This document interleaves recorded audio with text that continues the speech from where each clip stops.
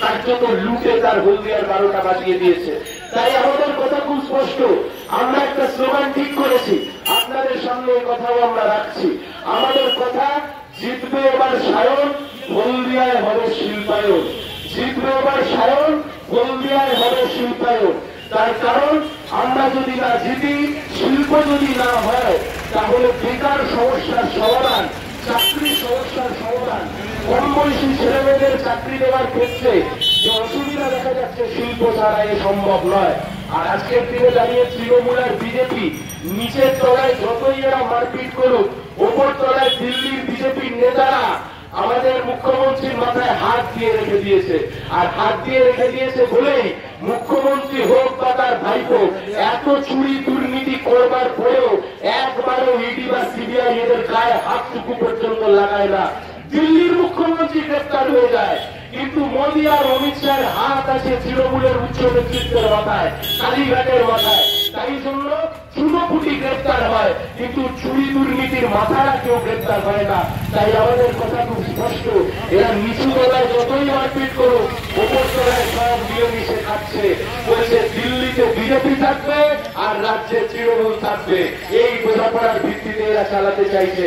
তাই আমরা বলছি বোঝাপড়া ভাঙতে হবে, সাধারণ মানুষের জন্য লড়তে নেমেছি। তাই আমরা বলছি আসুন বন্ধু, আগামী 25শে মে সিপিআইএম কে ভোট দিন, কাছে হাতুড়ি তারাকে ভোট দিন, যাতে বেকার যুবকের হাতে চাকরি, ধর্ম অবশ্যই ধর্মের জায়গায়, ধর্ম কর্মসংস্থান সবকিছু মিলিয়ে মিশিয়ে জিনিসপত্রের দাম যেভাবে বেড়েছে তাকে কমানোর লক্ষ্যে সিপিআইএম কে ভোট দিন, সায়ন ব্যানার্জিকে ভোট দিন। আমরা কথা দিচ্ছি, আমরা এলাকার সাধারণ মানুষকে সাথে করে নিয়ে উন্নয়নের কাজ করব। ধন্যবাদ, নমস্কার, সবাই ভালো থাকুন। আমরা কল্পনা করতে পারছি না যে গোটা দেশটার আজ থেকে কিছুদিন পরে যদি একই রকম ভাবে চলতে থাকে, তাহলে দেশটা কোথায় গিয়ে দাঁড়াবে। দেশের সরকার, রাজ্যের সরকার এমন ভাবে দেশটাকে পরিচালনা করছেন, রাজ্যটাকে পরিচালনা করছেন, এতে সাধারণ খেটে খাওয়া মধ্যবিত্ত, নিম্ন মধ্যবিত্ত, মানুষের কোনো লাভের লাভ হচ্ছে না। প্রত্যেক কটা জিনিসের দাম বাড়িয়েছে, এমন কোন জিনিস নেই যার কোনো দাম বাড়েনি। গতকাল বিজেপি সরকার গোটা দেশ জুড়ে প্রায় 850 ওষুধের দাম, প্রায় 850 ওষুধের দাম বাড়িয়েছে বিজেপি সরকার গতকাল থেকে। আমাদের রাজ্যে যে সরকার চলছে, সে সরকার আকন্ঠ দুর্নীতিতে, বিভিন্ন চুরি চিটিংবাজি দুর্নীতিতে কার্যত ডুব মেরেছে। হারামের টাকায় খেয়ে পড়ে তৃণমূলের নেতারা একদম 2011 সালের কালির চাল থেকে আজকে তৃণমূলের নেতারা 3 তলা বাড়ি আর গাড়ি হাঁটিয়ে ফেলেছে। এবং গোটা দেশ জুড়ে একবারের জন্য আপনারা ভাবুন, গোটা দেশের সরকার যেভাবে সাধারণ মানুষের মধ্যে ধর্মের ভিত্তিতে বিভাজন করছে, এক ভয়ঙ্কর অবস্থার মধ্যে দাঁড় করাচ্ছে আমাদের দেশকে। তাই আমরা বলছি দেশকে বাঁচাতে হবে, রাজ্যকে বাঁচাতে হবে।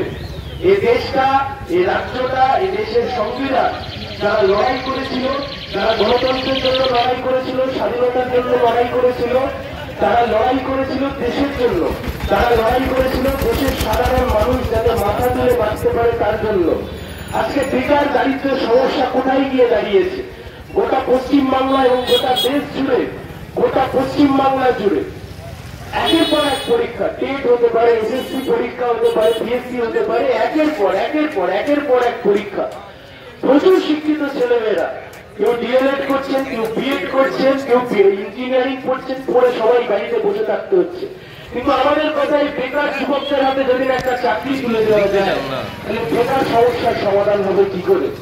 রাজ্যের সরকার এবং কেন্দ্রের সরকার, এই দুই সরকার মিলে উদাসীন। এবং আপনি যদি দেখেন শেষ কয়েক বছর তো হলদিয়া শিল্পাঞ্চলটাকে কার্যত লাটে তুলে দিয়েছে। আমরা একটা হলদিয়া শিল্পাঞ্চল করেছিলাম, যে হলদিয়া শিল্পাঞ্চলে একের পর এক শিল্প এসেছিল, যেখানে হাজার হাজার ছেলে মেয়েরা শ্রমিক, তারা কাজ করতো, তাদের পেটে ভাত জুটত। আর আজকের দিনে দাঁড়িয়ে আমরা কি দেখছি? আজকের দিনে দাঁড়িয়ে আমরা দেখছি শুধুমাত্র একটা অধিকারী পরিবার সাথী, একটা অধিকারী পরিবার মিলে গোটা, আমরা কল্পনা করতে পারছি না যে গোটা দেশটার আজ থেকে কিছুদিন পরে যদি একই রকম ভাবে চলতে থাকে, তাহলে দেশটা কোথায় গিয়ে দাঁড়াবে। দেশের সরকার, রাজ্যের সরকার এমন ভাবে দেশটাকে পরিচালনা করছেন, রাজ্যটাকে পরিচালনা করছেন।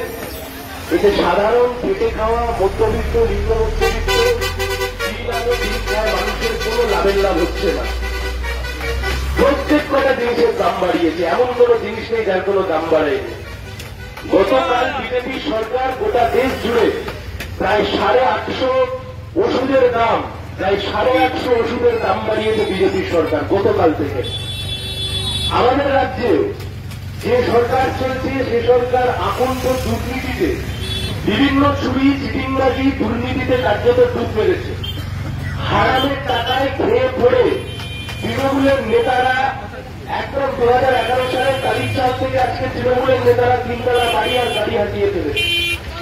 এবং গোটা দেশ জুড়ে একবারের জন্য আপনারা ভাবুন, গোটা দেশের সরকার যেভাবে সাধারণ মানুষের মধ্যে ধর্মের ভিত্তিতে বিভাজন করছে, এক ভয়ঙ্কর অবস্থার মধ্যে দাঁড় করাচ্ছে আমাদের দেশকে।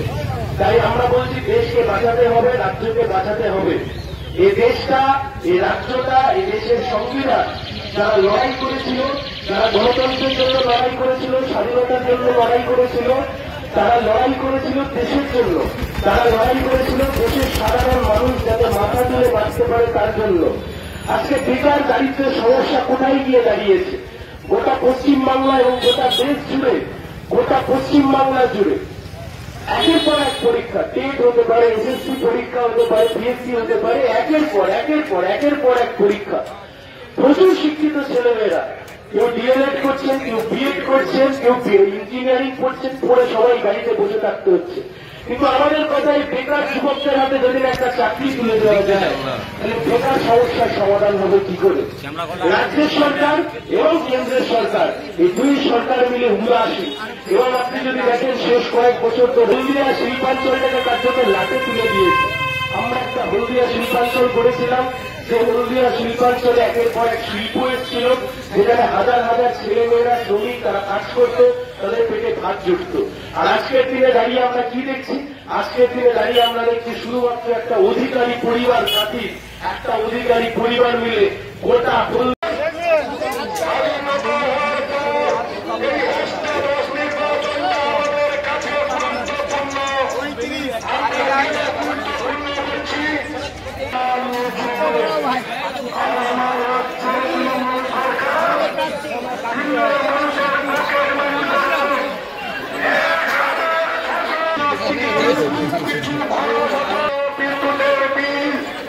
পশ্চিমবঙ্গের সমস্ত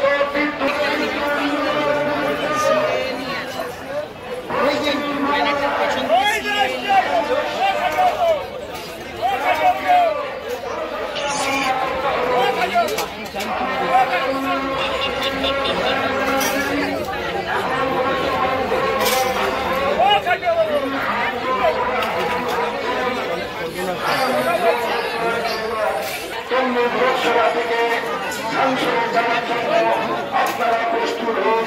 তাই আমরা স্লোগান দিচ্ছি, সংসদে বেশি দাম, কমের জিনিসের দাম। জেলাটিকে নির্বাচিত করে দিল্লির পার্লামেন্টে পৌঁছে দেওয়ার ব্যবস্থা করুন। সাধারণ মানুষ এগিয়ে আসছে, সাধারণ মানুষ নিজে থেকে এগিয়ে এসে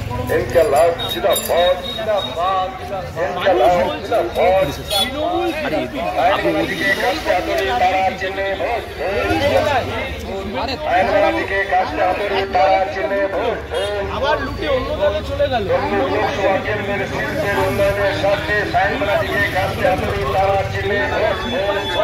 আমরা ঘুরেছিলাম,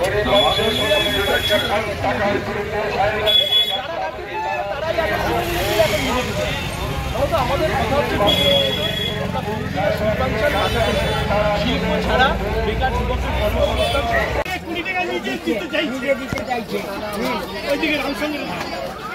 অসংখ্য ধন্যবাদ। এই পয়সাতেই আমরা ভোটে লড়ছি, সাধারণ মানুষ যা দিচ্ছে পাশে থাকতে হবে।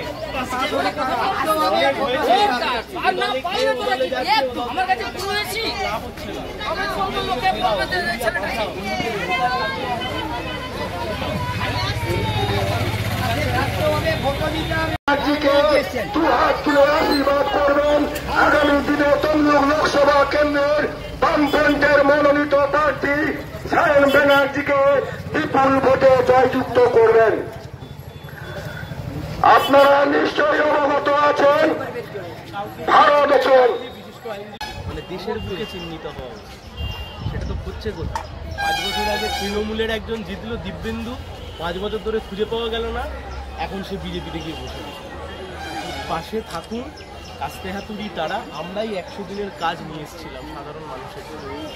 আমরাই আপনাদেরকে কথা দিচ্ছি, তমলুককে আমরা নতুন করে দেশের সামনে পাশে চাই। আপনার তমলুক লোকসভা কেন্দ্রের বাংলা, ত্রিপুরা, কেরালা সহ 36টি রাজ্যের মেহনতি মানুষের কথা তুলে ধরবো আমরাই। আমরা নিরপেক্ষ নই, মেহনতি মানুষের পক্ষে। উলগুলানের সাথে যুক্ত থাকুন, লড়াইয়ে থাকুন, লাইক করুন, সাবস্ক্রাইব করুন এবং বেল আইকনটি প্রেস করুন।